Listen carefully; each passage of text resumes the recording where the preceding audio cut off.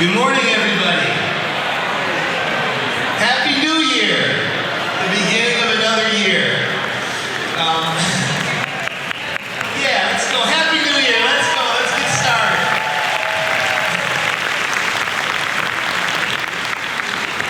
I just need to take a second. I have some cousins here from Malta, and I wanted to entertain them. I'm going to read the first sentence in my best Maltese accent.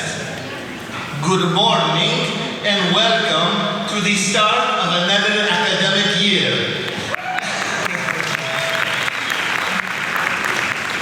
On behalf of the Board of Trustees, I hope you all had a safe, healthy, and restorative summer. As we begin fall 2025, I trust that you feel refreshed and ready for the exciting work ahead. I want to express my sincere appreciation for the incredible work that each of you do on a daily basis. It's your dedication and passion that allow us to move forward in fulfilling our mission and serving our students in our community. I've been out in the community a lot, and I've been meeting a lot of people in different areas, and the heartbeat of this community is community colleges. It's what we do every day in every way to serve our students and to make our world a better place. So sincerely, we appreciate you. So let's begin today's gathering by acknowledging the land upon which our institution stands. We acknowledge and recognize the Luiseño people as the traditional caretakers of the land on which MiraCosta is built, along with the surrounding cultural landscapes. The Luiseño people are made up of 7 bands: La Jolla, Paula, Palma, Pachanga, Rincon, San Luis Rey, and Cibola. We at MiraCosta College, as part of this community, acknowledge that we are guests on indigenous lands. We pay our respects to the Luiseño people, past, present, and future generations, and we are grateful for the opportunity to be part of this community and to honor their history, culture, and enduring spirit. This time, I would like to introduce our board. As I say your name, please rise and wait for gracious applause. First, our Vice President, Ray Clendon.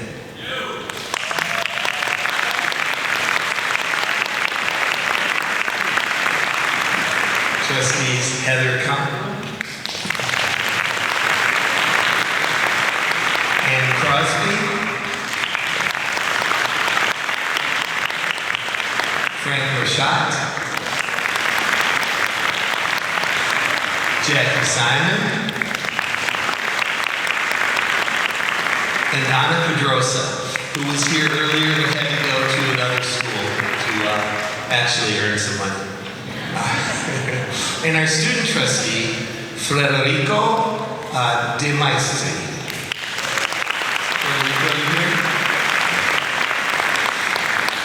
I'd like to speak briefly about our key focus areas. Our primary areas of focus include student success and equity through our guided pathways for, no slide for that. We remain committed to prioritizing student success, emphasizing guided pathways, and fostering equity across all aspects of our work. I can't look over here, it's making me crack up. Our little mascot, every time I look over there. Futures planning and enhanced culture. We're planning for the future while cultivating a dynamic and inclusive organizational culture that supports all our members. Engaging the community, strengthening our ties to the community is key, ensuring that we remain responsive to the evolving needs of those we serve. And now the next slide, please. Thank you. We're fortunate to have a diverse board composed of 7 elected officials, each representing distinct districts within our community. In addition to our elected trustees, we have a student trustee who is elected by the student body, who brings a crucial student perspective to our board. The board's primary responsibility is to set policy, defining the direction and vision for our college.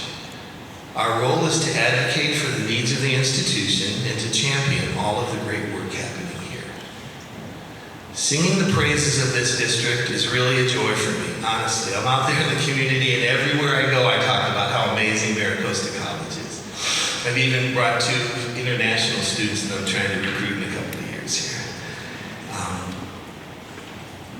The board's primary responsibility is to set policy, defining the direction and vision for the college. Our role is to advocate for the needs of the institution and to champion all of the great work happening here. Oh, I already said that. I'm so sorry. I finally reached the age at 66 where I need glasses now. I was holding out, but now I can't read anymore. Okay. We're successful because of you, because of all of you. You are the dedicated employees, and you show up every day in every way, making a difference in our students' lives. You are the backbone of this institution, and we deeply appreciate your continued efforts. Together, we're navigating an evolving time in higher education, to say the least. Through our collective efforts, we continue to advance the mission of the institution. Thank you again, sincerely, from the bottom of our hearts, from your board, for all that you do. The board is committed to supporting you, and we look forward to working with our district's leadership to support you as we transform lives and communities through education. So again, on behalf of the board, Happy New Year, welcome, and let's have an amazing 25-26 school year.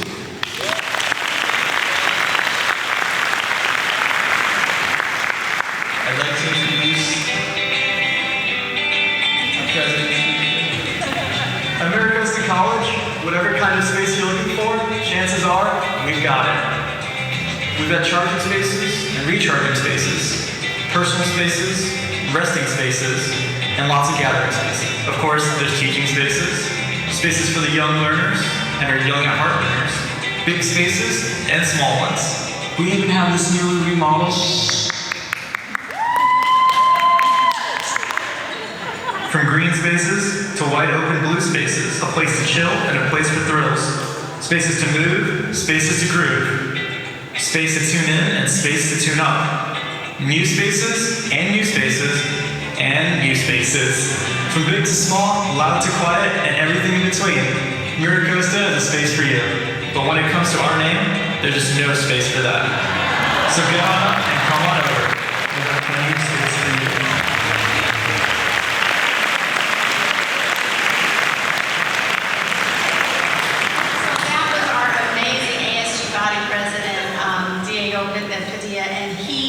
Terrific job of talking about the way that we want to have space for everyone in our community. And so speaking of space, there are about 5 seats up front. I know it's horrible to have to walk up front, but there are seats up front. There's at least 5 or 6 up front. Please don't make yourself comfortable. We want to make sure that everybody is here and can be comfortable and stay for a bit. So the name dates back to the 1960s. And we progressively named our college, MiraCosta College, and for all of our Spanish speakers, what does that mean? Yeah, look, there's the coast, right? So that is what our students see when they are looking out from the Student Center. It's a beautiful phrase that captures the outlook that this campus has. And we are very fortunate to have that view of the Pacific Ocean and to be here at this point at where we are. And most importantly, we have space for everyone in our community. For those that might be new to MiraCosta, it is a constant battle to eliminate the space between Mira and Costa. And the State Chancellor's Office cannot get it right. We're 95 years old. They still can't get it right. The highway signs can't get it right. So that's a play on there's not space in the name of the college. So again, thank you to Diego and Alex Carmonas and our PIO office for putting that fun video together.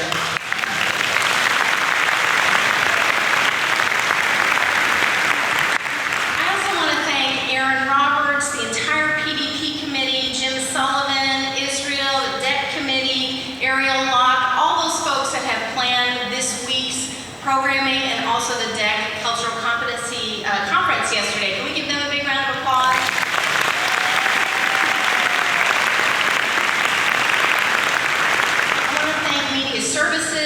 Kristen Gonzalez, Jean Kashwanez in my office, Culinar, and so many others that have helped to do the logistics of today's programming as well as throughout the week. And mid-morning, we're going to start a program that engages you all and asks for your input and your thinking. And I want to thank for that Angelina Bowles, Joanna Gonzalez, Alkaida Wojcik, Danae Pescarmona, and Dr. Wendy Stewart. And they will start engaging you all in in a little bit. So we're going to have a little bit of information that we disseminate, and then we'd like to engage you in the talking and thinking about our future when we get to be 100 years old. Now, we were scrolling slides of new employees that weren't with us last fall. And so there's a tremendous number of new employees that we have with us. And so for that purpose, I wanted to remind us of our mission, which is, it tells us who we are, who we serve, what we do, how we do it, what we offer. And so we foster the academic and holistic success of our diverse learners within a caring and equitable environment. We strengthen the educational, economic, cultural, and social well-being of the communities that we serve. We do this through innovative teaching, learning, and support services. And what we offer is degrees and certificates in career education, adult ed transfer, and lifelong learning opportunities. Our vision is to be a leader and a partner in transforming lives and communities through learning. So that sums it all up. We're willing to be a leader, but we're also willing to partner when needed to transform lives through learning, and that changes communities as well. Because if you know the mission of a community college, when we impact one life, we often impact the family and generations to come. About 6 years ago, we went through this activity of defining our mission and vision and our values, which you see on the next slide, or this slide. So you see words like community, diversity, equity, and inclusion, excellence, innovation. You see things about institutional accountability, responsibility, sustainability, stewardship, and then integrity and mutual respect. That's how we define our values and how we operate as an institution and what we offer. And again, that was done through a big collective process about 6 years ago. We have a commitment to becoming a racially just organization and to creating just, equitable, and sustainable futures. This fall looks very different than previous falls. The external environment around us is entirely different. Yesterday, can we go to the next slide? Yesterday we talked a little bit about a Dear Colleague letter. And that came out Valentine's Day, February 14th, and it told us things that we couldn't do about illegal discrimination. I want to remind you that since the 1996 Civil Rights Initiative in California, Prop 209, we have not been able in California to use race, gender, ethnicity, any other protected status to make decisions about hiring or admissions or anything like that. Of course, we are an open access institution. So there is not illegal discrimination happening, but I get letters from the Department of Education, the Department of Labor, the Attorney General's office, more letters from the Department of Education, more letters from the federal government that talk to us about non-binding guidelines and non-specific penalties about violating the discrimination laws. We also have policies against discrimination at MiraCosta College. So all that to say, we've always been compliant with state law. We've always been compliant with federal law. We will continue to be so. And so all of that external turbulence around us, which is very different than just last fall. And I was with the Academic Senate earlier, I guess it was late last week, where they were prioritizing, I think, 9 state efforts and mandates and priorities that we also have to take into account as we prioritize our work and do our work together.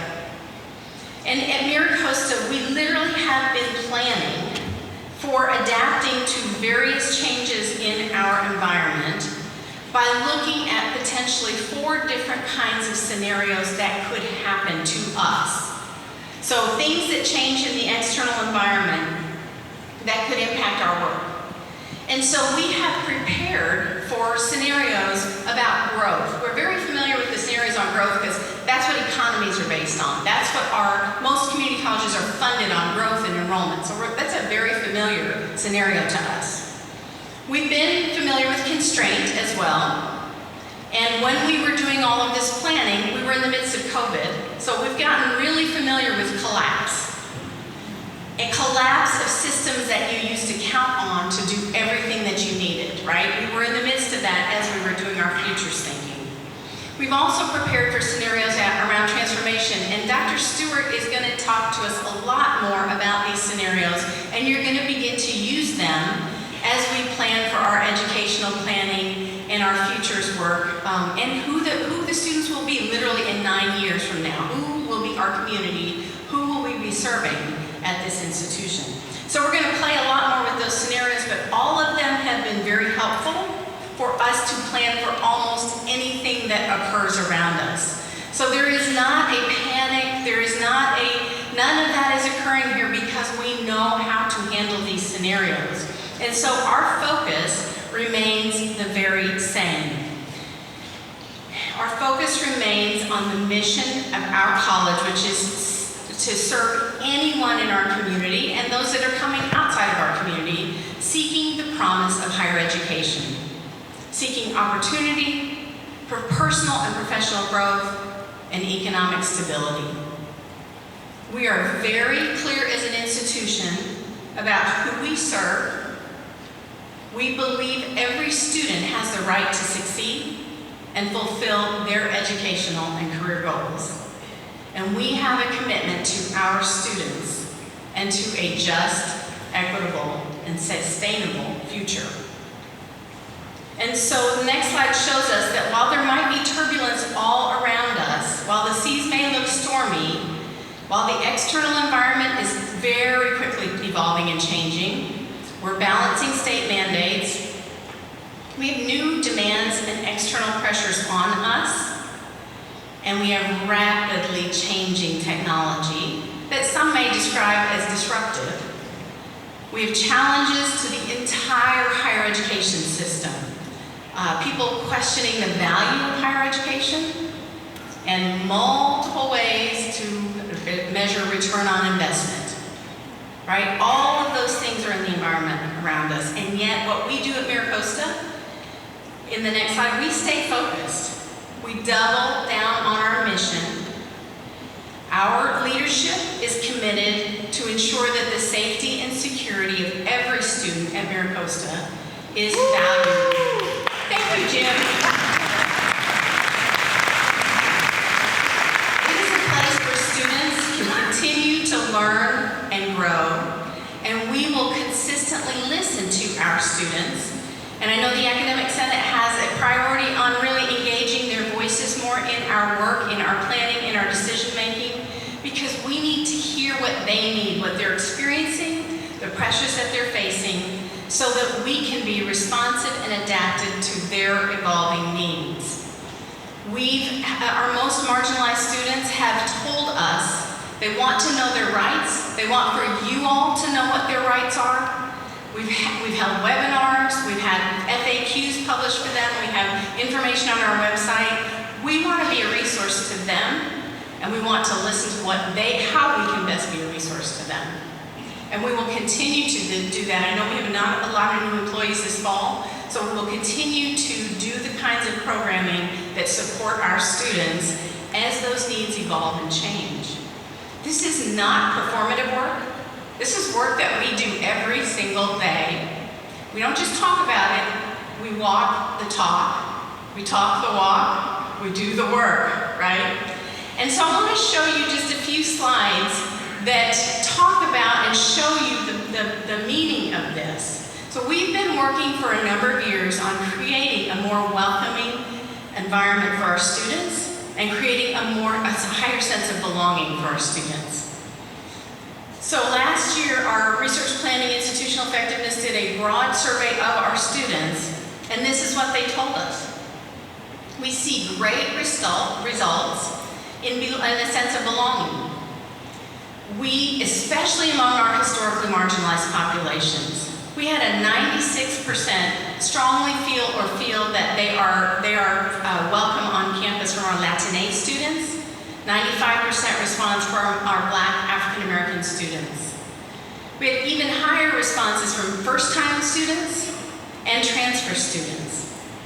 And you don't need me to tell you that members of our CLC, the non-credit students and the adult high school students, even higher responses than our average. They feel welcome and they feel that they belong. You can see that there's a piece, I'm the A student that likes to focus on where I gotta be. So if you look at the 82%, right, we have some work to do in my culture is respected at the college. But that slide, what you won't know is that our Latinx students responded positively at a rate of 89%. So if the average is 82, our Latinx students are telling us they feel that their culture is respected more so than the average. And our African American students also felt, about 96% of them felt that they were welcomed on the campus and felt that their culture was welcome. So we're doing a good job, and it's not to say we're perfect, there's not much work, more work to do, but every student should feel that they belong here. They belong in higher ed, they belong here at MiraCosta. And so we have work to do, but I want us to applaud the work that you all have done to create a welcoming and a sense of belonging amongst our students. So let's applaud you.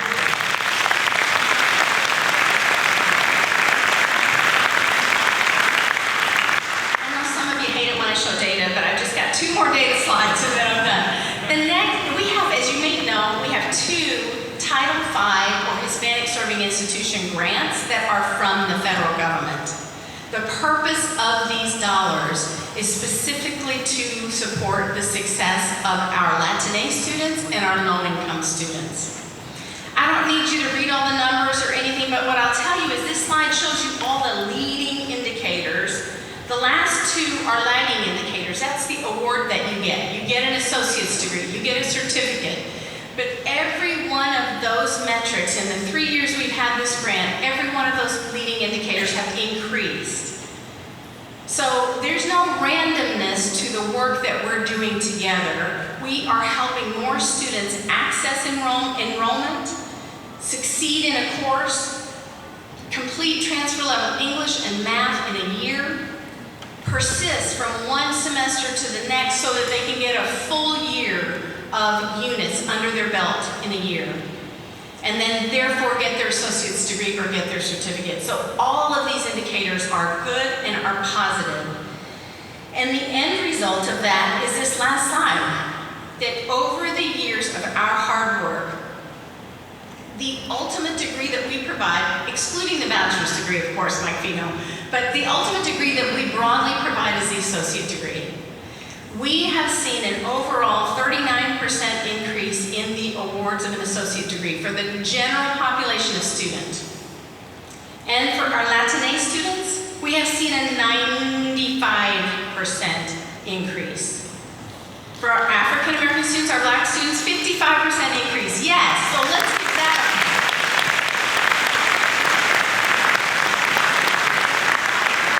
So what I want to say to you, it's not any one thing, and I know college-wide data is hard for you to internalize, and what does it mean for me as an instructor in poli-sci or in history, but all of your efforts to help every single student it rolls up into these college-wide slides, and what we're showing is we're helping all students to be successful in their educational efforts, and we're helping our historically marginalized students even more so, those that have not been served well by education in the past, to eliminate equity gaps and to achieve their educational and career goals. And that goes back to every student that walks in our doors has the right to succeed.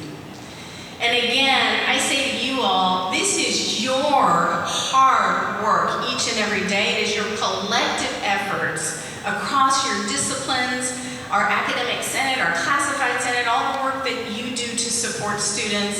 It does not matter where you are in our organization, you have contributed to this gain. And so I want you all to stand for a moment because I'm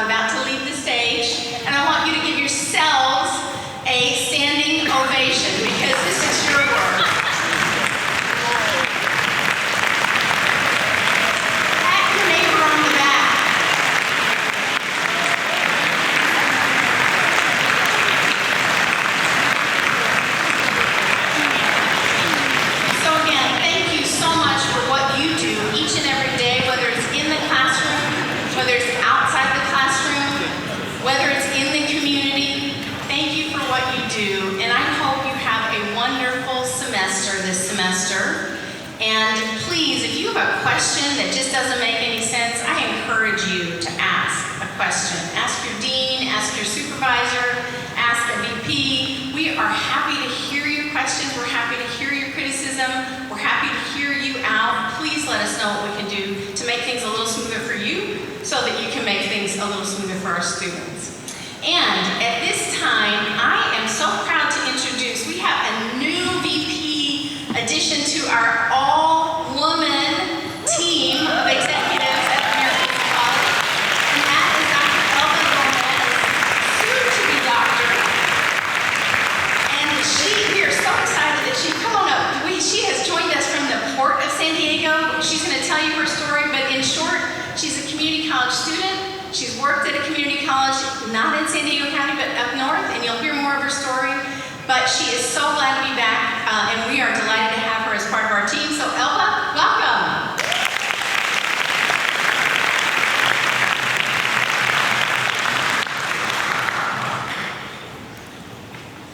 Good morning. Oh God, I am so nervous up here right now. I haven't done this in a while, so thank you, Dr. Cook, for that introduction. So again, I'm Elba Gomez. I am the new VP of Administrative Services. I oversee fiscal facilities. Oh God, I'm gonna kiss myself right now. Fiscal facilities, IT, procurement, campus police, and the cafeteria and the bookstore. So coming in and kind of learning a lot of those things. But today I'm not here to talk about them. I'm actually here to be honored to talk about my story, and I want to apologize in advance if I start getting a little emotional as I'm talking about it. So I'm here not as your colleague, but as someone that, like many of our students, has walked and been shaped by resilience, identity, and hope. So I want to start by sharing my story and who I am. And I think the story that I'm going to share with you echoes a lot of the experiences that our students have gone through. I immigrated to the United States when I was 9 years old with my family. I have three sisters and 4 brothers and my parents. And we came here to the Central Valley, which is Fresno, Madera, and really had a hard time getting adjusted to the environment here. So during the school breaks in the summer and the winter, we were required to work in the fields, and we didn't have a choice. So this is a picture of us one of the summers. I think I was 11 years old. That's me on this side over here with the weird hair. And so that's my little brother, my sister. But this is us working in La Tabla.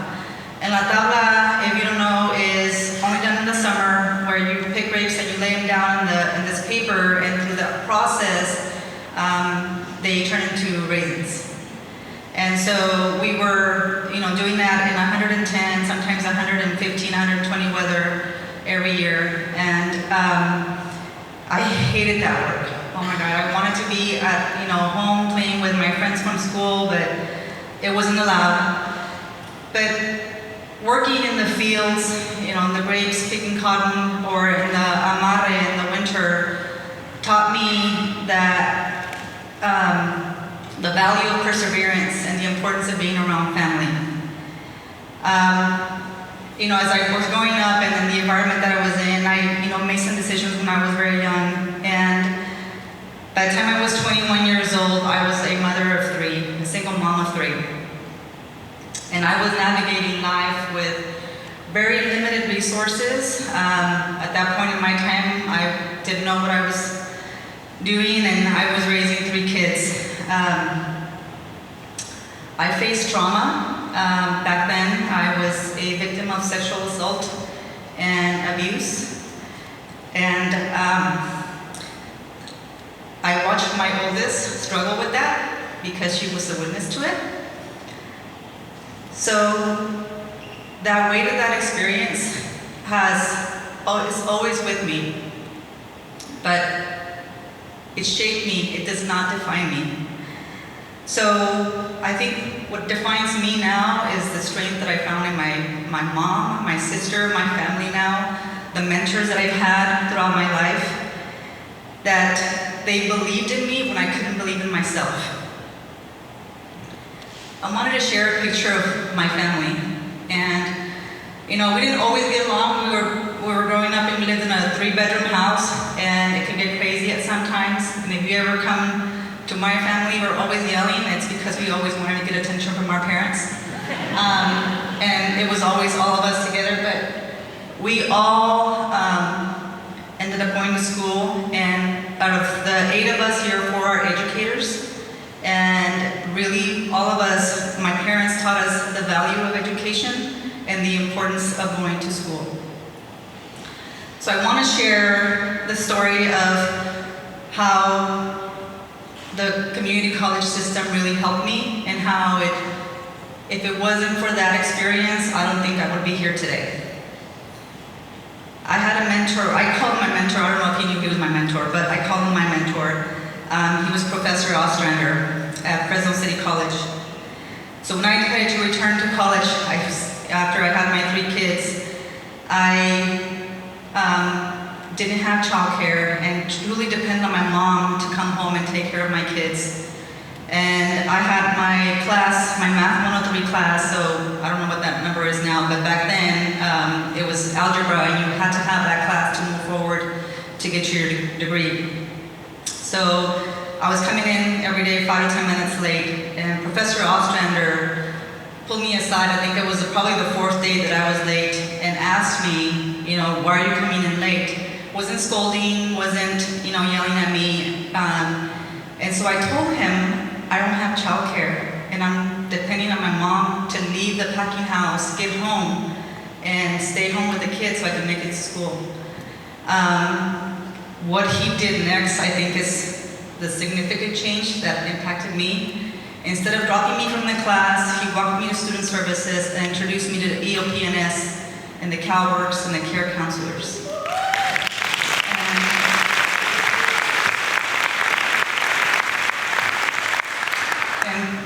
And then he said, you can stay in the class and come in late, but you have to see a tutor after class every day so that way you don't fall behind, because he was doing quizzes at the beginning of the class. That opportunity opened so many doors for me that I didn't know I had. With EOP&S, I was able to purchase books. With the CalWorks program and Cascade, I was able to fully focus on school. And they even offered programs to my mom where she was able to leave that packing job and stay at home and take care of my kids and other kids full time. What he did changed my life. And what others like him have done have changed my life. Sorry.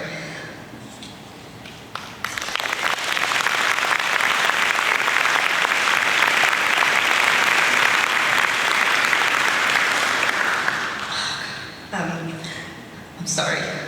So for a long time, I tried to erase who I was. As I was growing in the professional field, I felt like I needed to be somebody else. And I had to minimize parts of who I am. I always try to hide my accent, my culture, my story. But I learned that embracing my Latino identity is not just about pride, it's about purpose. It's about showing students, especially those who feel unseen, that their stories matter. Their background or color is not a barrier. It is a bridge to connection, understanding, and leadership. I chose to apply for the job here at MiraCosta because of the strong commitment to equity and inclusion, and the commitment of being a Hispanic graduating institution, not just a Hispanic serving institution. I can already tell that being here, just by the people that I have met, the stories do matter. And I was really, really scared coming up here and sharing my story, but I was like, what the hell, I gotta do it.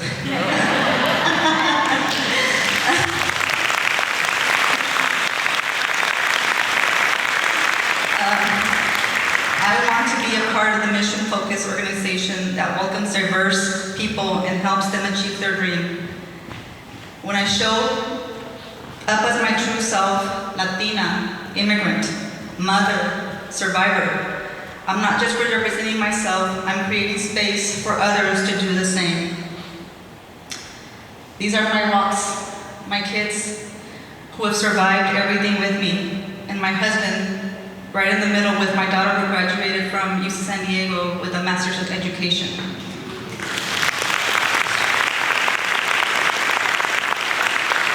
She teaches 7th grade at Sweetwater High School, and I have no idea how she does it. And she loves that bridge. That's why I believe so much in the work that we do. Every time we listen to a student's story, every time we create inclusive policies, every time we lead with empathy, we are changing lives. I haven't met all of you yet. I will. I'm going to try my best to set up meetings with everybody just to really learn about what you're doing, how I can support you the best I can. But as we work together, I do invite you to reflect on your own stories. What parts of yourself have you hidden, and how might embracing those help somebody else feel seen? Let's continue building a MiraCosta where everybody feels like they belong. Thank you. And now I'm going to introduce Haley.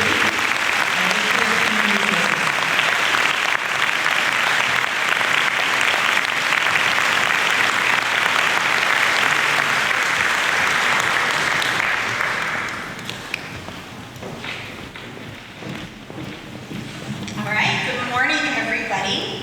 I'm so excited to be here with you today as the Assistant Superintendent and Vice President of Human Resources. I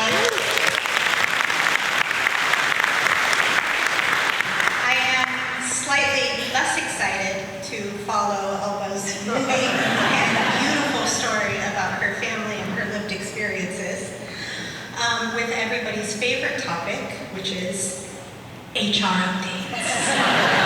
I can sense the excitement in the room. So, I don't know how we landed on this all College Day order, but next year I'm going to go before Elba. That's my takeaway for today. So, first I'd like to begin with some announcements about open enrollment. I know everybody's receiving a lot, just many emails, and so I want to make sure that our emails about open enrollment haven't gotten lost in the flood. MiraCosta College offers a generous benefit package for eligible employees of 100% paid medical, dental, and vision. And we also have a large variety of voluntary benefits. And this is your one time per year where everybody has the opportunity to make changes to those benefit elections. And so our open enrollment is until August 22nd, so next Friday, 3 o'clock. It is a very hard deadline. We have a small but mighty benefits team of 2 people who have to enter all of the changes for all of our employees in 1 week. So they have 1 week to get all of that into our various benefit providers in order to make sure that you all have continuous coverage starting October 1st. So please do us all a favor, get that in soon. You can switch your plans, you can add or remove dependents, enroll or re-enroll. There are a lot of different options. The other thing is we have a ton of resources for our employees. We have a wonderful benefits guide that has been put together, and it's on our benefits portal. There is a comprehensive, it's a 45-minute benefits video, but it has bookmarks. So you can go through just to the parts of the benefits that you might want. We also have some drop-in sessions. We've had a couple this past week, and we have a couple coming up this next week. So on Tuesday, from 3 to 4 p.m. in the administration building, and also on Thursday in the administration building from 9 to 10. These sessions are hybrid, so you can come in person. We love to see people in person, or on Zoom, whichever is most convenient for you. And before I go on to my next announcements, I also want to make sure that I am giving some gratitude to the team who is helping to make our open enrollment process smooth and seamless this year. There were a number of changes.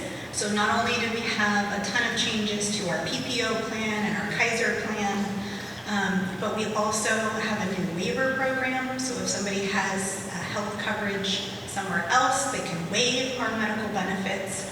Or for some of our employee groups, there were changes to the eligibility for benefit credits. And that all created massive configuration changes in Workday. And so these folks worked over the summer, they canceled vacations, they missed time with their families. And so I just want to thank Bonnie McFadden, Brianna Schaefer, Candace Balsar, Arlene Hernandez, Michelle McCaffrey, Kyle Hansen, Shireen Rossman, and Jason Snyder for their work into making this really smooth for everyone.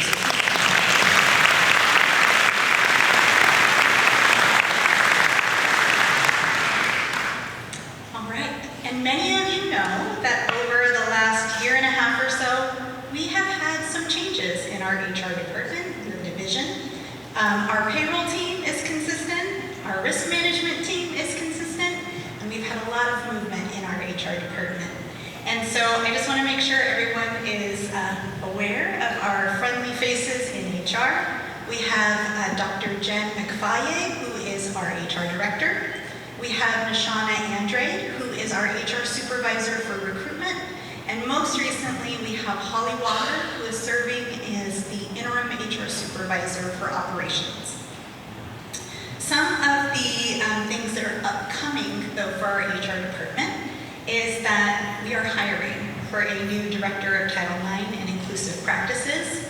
I had the honor of being the Title IX coordinator for MiraCosta College for 7 years. And it's a big role. And we had a consultant after my 1 year gap year when I was at the CSU. We had a consultant who served in that capacity for our college. And in 1 year, we had 3 different Title IX coordinators serving our students and employees. And that was incredibly disruptive to our campus community. And so because of that, we are recruiting. We got a position approved in program review. We're recruiting for that position, and so we hope for them to be able to start later this year. Secondly, we have done a hiring committee refresh. And so our hiring committee training was about 5 years old. It was not great, and we definitely needed to do a refresh. So we updated that to have both our hiring committee training and our EEO training combined into one. This means that every employee who goes through the training, you can serve in any role on a hiring committee. You don't have to do a separate EEO training. And we also embedded that training into our MIST program, our training program. So it's easy to access for employees, and it will also make it easier for the HR team to accurately track completion of that training. And then finally, one of the things that I am very excited about is some of the organizational changes that we're working towards. So since I've been back, since February, I've connected with a lot of different folks, and there was a common theme and pattern that I was hearing sort of over and over and over again. And that was that folks didn't know who to contact in HR for what thing. And so mostly everybody would just email the last person that you contacted in HR because clearly they would know the answer. And so we realized there were some operational inefficiencies with that model. We restructured our recruitment team so that they were supporting individual divisions, and we have received really positive feedback about that model from hiring committees and department chairs and deans and supervisors and managers of how much they really appreciate the day-to-day support and dedication of that HR team member. And so we're going to shift to that service model for all of our hiring transactions. So it won't matter who you're trying to hire, whether it's a student worker or an hourly employee or a permanent position or a full-time faculty member, you will have a dedicated HR partner that you can go to based on department or division. And so we are working with the team on all of the cross-training to bring that vision to life. We expect that to go live in spring 2026. So there's more to come on that. I'm very excited about it. I hope you all are excited about it too.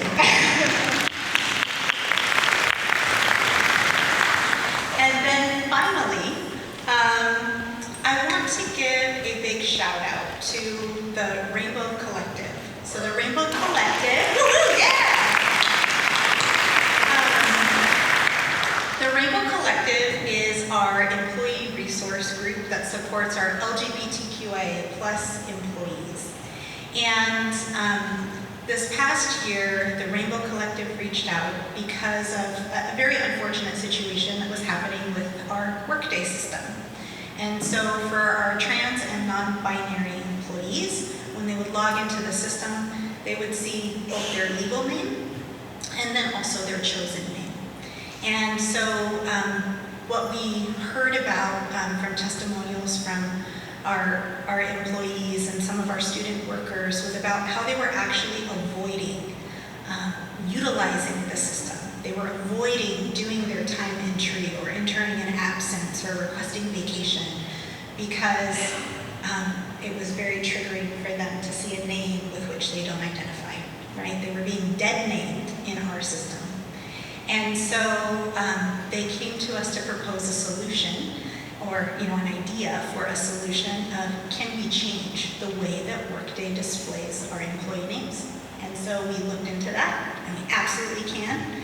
And so we're making that change, and next week, when folks log in to Workday, that change will be live in our system and in all of our processes and in our reports. And that was through the advocacy and support and work of the Rainbow Collective. So please give them a round of applause for this.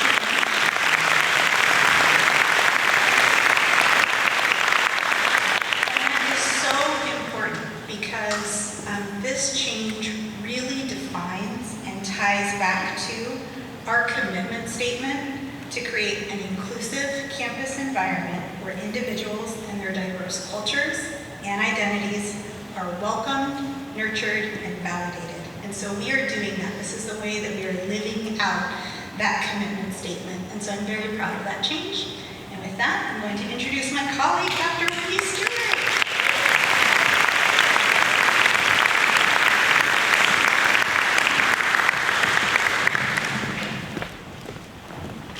Not saying the people who came before are shorter than me, but good morning. We can do better than that. Good morning. Okay, buenos dias, Sabobona. I bring a few updates from the Office of IDEA, which is inclusive of our Student Equity Department and our Academic Success and Equity programs. Many of you were able to pick up our new 2025-2026 campus-wide book read for the year, Dear America. Can we hold the books up real quick if you got one? Love it, okay. I want to give a shout out to our IDEA advisory. If you're on the IDEA advisory, if you could stand real quick. I know that you didn't know I was going to ask you to do that. But if I could please have the members of the IDEA advisory stand. Yes. These are folks that are representative of all sites in our district, all different classifications, including we have a student representative from ASG, and we met throughout spring to look at our process and to really put the call out to the campus to ask for recommendations for this upcoming year for campus-wide book reads. We put out the call and many of you answered.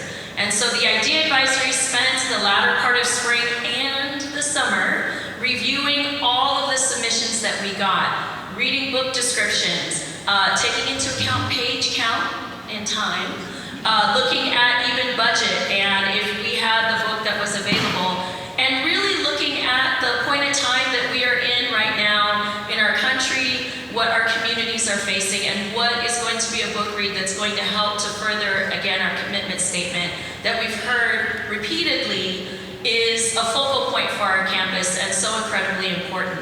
So I also want to give a shout out. This is a book that was already utilized by many who do our DocuAlly training. So this will be our book read for the year.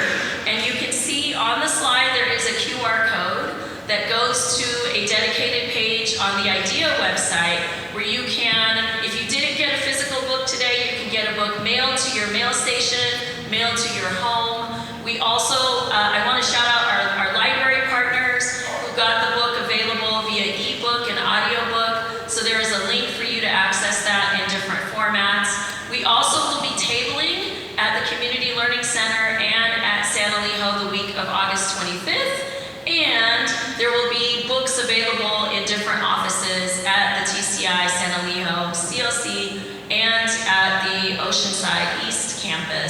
throughout the semester. So utilize this website. There'll be a lot of upcoming events, book reads, book clubs, opportunities for us to really engage with this very important material. But I encourage you, if you didn't get the book today, to please access the website. There is a form on there where you can request this year's campus-wide book read, as well as access to prior campus-wide book reads. So we've been engaged in this work since 2020 in dedicating our efforts around a centralized book to really, again, forward our work around our commitment statement and bring that commitment statement into our everyday work at the institution. And I want to just thank the folks that also were here bright and early to help set up the table and hand out books. So I appreciate that it was a group effort, because I am not a morning person. Just a few other updates. We are in a time where, and you heard this from Dr. Cook, you heard it from our new Vice President of Administrative Services. Now more than ever, it is incredibly important that we provide spaces where the diverse identities of our students, of our employees, where our communities are uplifted and validated during a time when we know those identities are under attack. And so please know that we will continue to provide resources, information, support in as many ways as we can. We are open also to recommendations and input on things that we could do additionally or differently. Like spring, we will continue to offer webinars from our bias education support team on what are updates on the policies and how can we as a campus be resilient, what are the indirect impacts that we have on some of our programs. We also will provide continual resources to support our undocumented and mixed status communities. So there is a dedicated link that is regularly updated on the IDEA website that you can access through that QR code.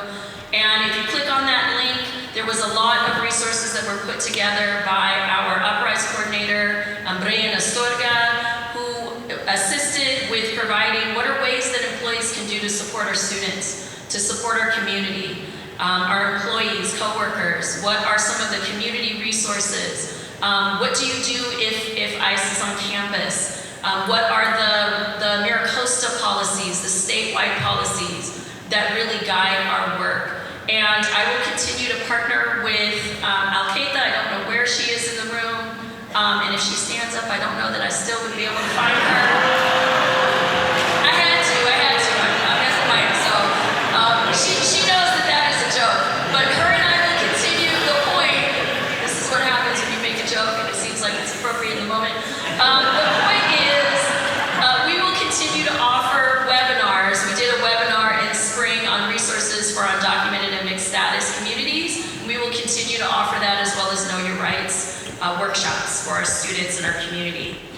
We are in the process of updating our student equity plan, which means that there'll be updated equity data that'll be brought to the campus. I'll be working with Christina Lundy, our Director of Student Success and Equity, to offer multiple town halls and forums where our campus can get information on updated data and what are some of the strategies that we have set to close equity gaps, which is still central to the work that we do.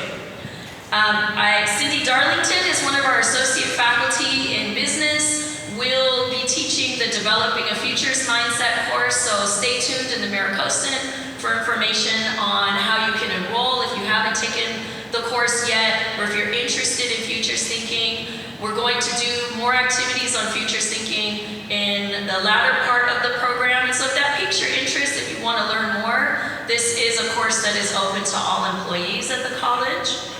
And we are sunsetting our culturally responsive practices and pedagogy grant, but continuing the work. So there was some really amazing work that was done with Suchi Eggleton, Shante Mitchum, and Kat Soto Gomez, who worked on this grant for the 2 years that we had it, and there was a lot of other faculty input to write the grant, to really look at what are some of the resources, how can we centralize our student voices. There was amazing outcomes where we put the students in the driver's seat and said, it's not just about the data that we see in our equity gaps, but it's about why do you think that data, those gaps exist? What is your experience in the classroom? And we're elevating the student voice and focusing on all of the practices and interventions we identify based on what our students are telling us, what their experience is. So stay tuned for more information. And then I always, whenever I get a chance, want to shout out our History and Heritage Months. This is a regular part of what we do at the college, but I think it's important in this moment in time to highlight that these activities, the work that is done by the committees, it's all volunteer. So we have student equity staff that are dedicated to pulling together committees, but folks volunteer to put together all of the activities and programming. And it is a way to celebrate, again, the diversity of our college, to elevate different identities and culture, and for us to not only learn, but to come out and show our students that we support them, we support who they are authentically. Yes.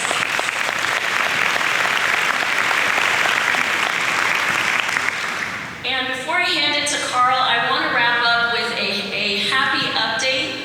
I'm going on my 14th year here at MiraCosta, so I remember when a group of us got together in 2015, and it was a bunch of different programs, and we sat in a room and said, maybe we should start meeting regularly and find ways to share best practices and try to centralize ways to get support and connect with each other. And that really was the birth of what is now the Academic Success and Equity Programs Framework, where we are able to be intentional at the institution to close equity gaps for our disproportionately impacted students who are identified in our Student Equity Plan. So since we first created ACE, for short, ASE, in 2015, we have worked to try to provide regular staffing and regular supports for our programs. This ACE programs represents a cross-section of the institution. We have instructional faculty, counseling faculty, librarians.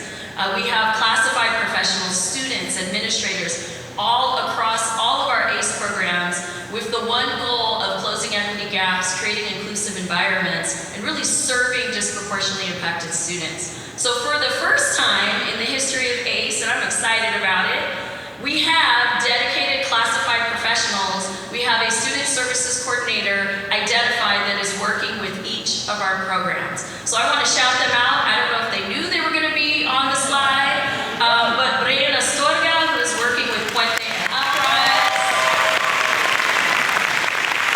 Chelsea Chirino-Levine, who's working with Mana, Rafi, and Transition Scholars.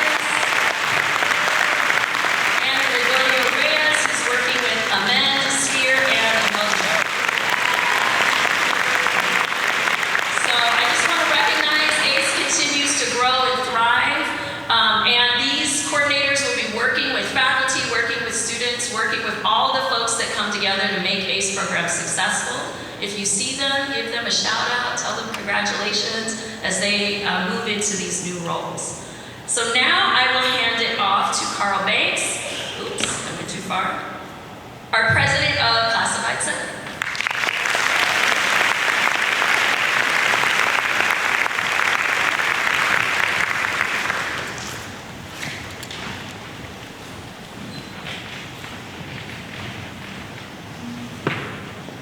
Hello, everyone. I was thinking about Wendy's comment about Al-Qaeda, and it was fitting because I was like, damn, girl, you're going deep in the paint. You're right under the basket. Anyway, I'm Carl Banks. I am the Classified Senate president again, and I just seem to find myself in that position, and quite honestly, it's an honor to do it. I was thinking about this, but I am going to do it. If you're a classified professional, please stand up.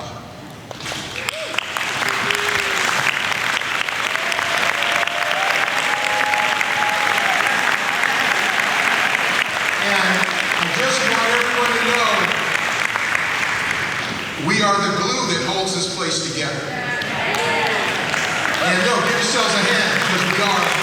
Many of us are on the stage, but we do our jobs, and that means that faculty can do their jobs, and the administration can do their jobs. And you all need to be recognized and praised for your effort and your sacrifice here. Arrow. If you are a senator or an officer of the Classified Senate, please stand up.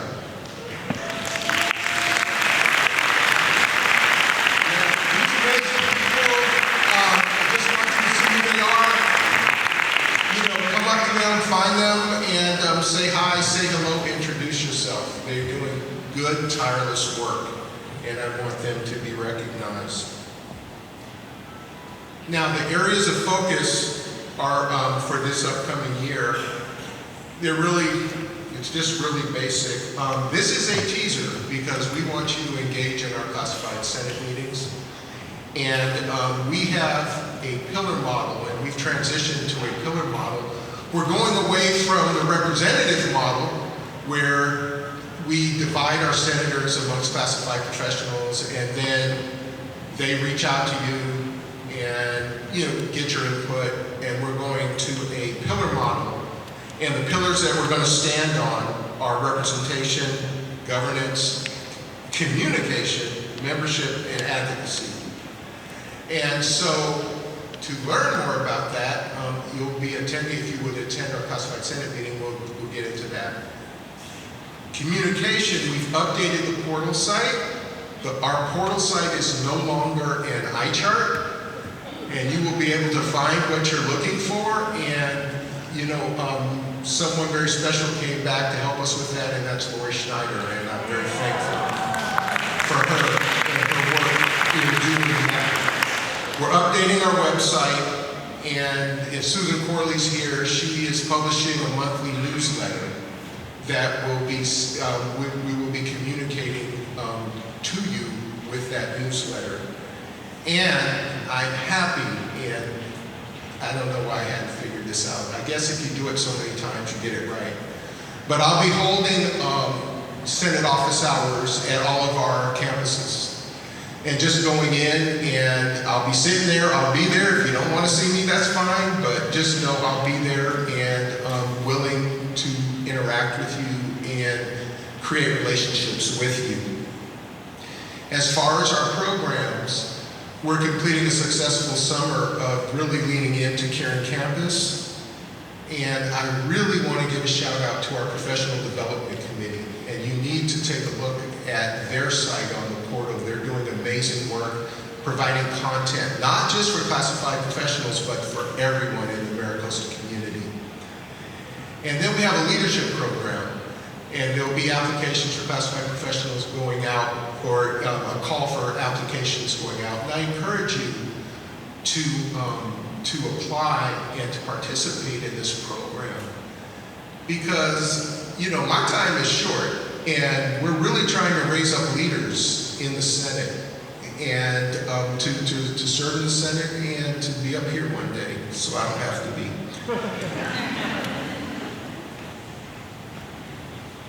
So, this is my ask. Please attend our next meeting. It's August 26th. We have food, and it's in person and on Zoom. We, as I said, check out our streamlined portal site. Check out the professional development portal site. Consider participating in the leadership program. And we're putting a lot of work into these newsletters, so please read them. And in closing, where's Curry? Where's my man? He's coming out.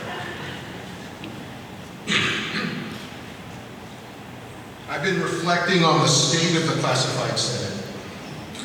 And this is what I'll say, using an analogy, but at times we get wrapped up in our work and we get focused on individual trees. We're doing good work, and the trees see it and benefit from it. But we may lose sight that we're in a forest. So this year, I hate being in elected positions and making promises, because it makes me feel like a politician, sorry. But this year I promise that the Senate will broadcast our wins and our good work to the forest. And I always leave you with a little something to close, and that is reach out to someone that you are at odds with and try and make it right. Just try. Let's collectively fight the power. Shout out to the Isley Brothers and Public Enemy. Depending on which generation you're from. And not grow weary in keeping up the good fight, because it's a fight. while not forgetting to be kind to one another. Thank you, everyone. Curry Mitchell at Academic Center.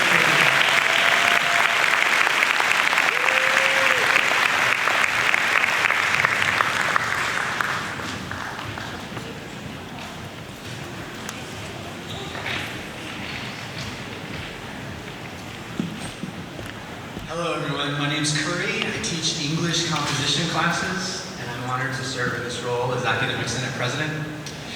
The Academic Senate is a committee of senators, and we rely on our 8 subcommittees to steward academic and professional matters in our purview. We are a team of teams, and I'm super grateful to work with faculty leaders across these committees, and it's worth spotlighting for a moment what our subcommittees do.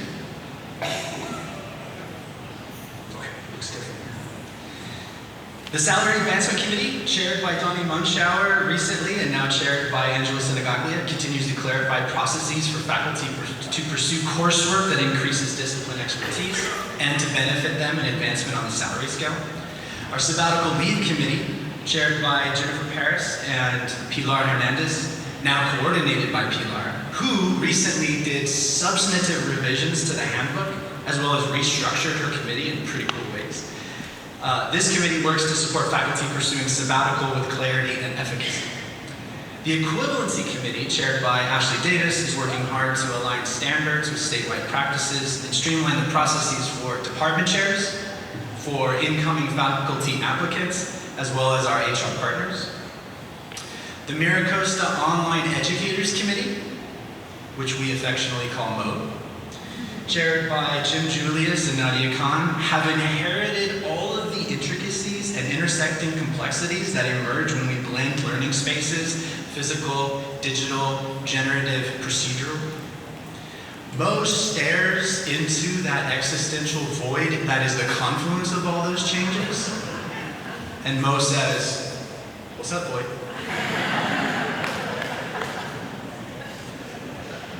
Our Courses and Programs Subcommittee, chaired by Teresa Bolaños and Scott Folstrom recently, and now just Scott, labors to assist all academic departments and faculty through the implementation of common course numbering, single transfer pathway of CalGETC, as well as cycles of curriculum review, which have been compounded by the ubiquitous shift to online learning during the pandemic. It's quite a load. Our Diversity and Equity and Cultural Competency Committee, chaired by Suchi Eggleton, and now chaired by Israel I'm so sorry, Israel Pesarana, sustains their dual charge of being a community space for faculty of color and being a resource for the college in pursuit of equity, developing such events as yesterday's 14th Annual Cultural Competency Conference. The Professional Development Program Committee, chaired by Aaron Roberts, continues to innovate responsiveness, sustaining professional growth programs, events, and content, such as what we have been experiencing this week. In particular, the robust, interactive, fun, and delicious offerings of Monday's Kickoff Day. Finally, our Academic Affairs Committee, chaired now by Daniel Anti-Contreras and recently by Stacy Hull. In addition to its regular business, AAC has designed 2 versions of the 2026-2027 academic calendar that implement the ubiquitously approved recommendations to compress terms, take a full fall break, eliminate finals week, and schedule flex days throughout the semester. AAC worked directly with PDP and DEC to finalize these calendars, and on August 22nd, the Academic Senate will vote to adopt one, which we will then send to the board as our collective and well-deliberated advice and judgment. We are a team of teams. We are coordinated and we are collaborative across these committee spaces as faculty do governance work. To those ends, the Academic Senate leadership and our elected senators, both full-time faculty and associate faculty, seek to provide direction and support to our subcommittees. As a Senate, we value learning and leadership. We have resolved to define our values and assert our own agency over emergent AI technologies so that we shape the future of education at MiraCosta, and it doesn't just happen to us. We also strive to be more effective and more fair in how we represent, how we engage with, and how we communicate to our faculty constituents. This semester, we do have a need to hold a special election to fill a senator's seat who that senator responding to a student community need honorably resigned. We are doing good work in the Senate, not just in the Senate, but across our subcommittees. So if you as a faculty member, a full-time faculty member, feel compelled to join us, please consider your nomination when you see that call in the fall. And then as Sunny pointed out, last Friday, the Academic Senate held a retreat. We invited our subcommittee chairs, we invited faculty guests, we worked with our college president, and we set for ourselves a task. The task was to choose one important initiative of several critical issues as our focus. And we chose the schedule. The schedule is not within our purview. It's not one of our 10+1.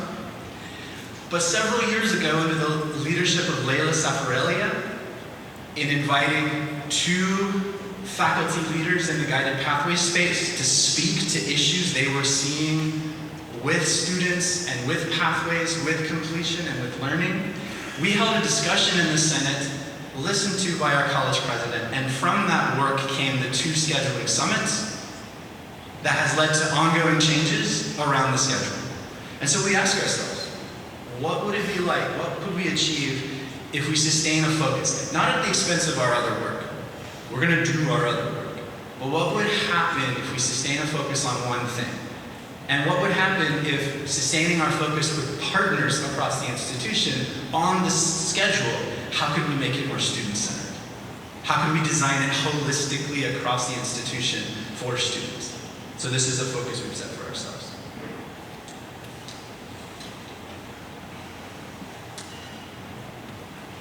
We do a lot and our work is exceptional. And the most important work we do begins next week when students arrive on campus. Wherever you find yourselves with students, be present. It is powerful to listen.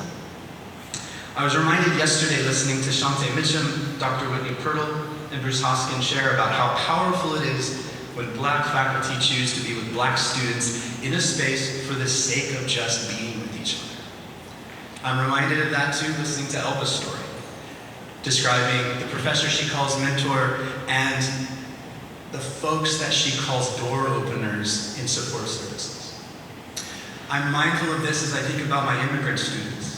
I'm mindful of this when I think about my LGBTQ students. And each student made in this moment to feel more marginalized and more vulnerable. It's transformative for students when any of us, when all of us, with our experience, with our knowledge, with our authority, dedicate our time and our presence to them in a space. Just to be with them in the space. It is also transformative for us when we choose to listen, when we engage.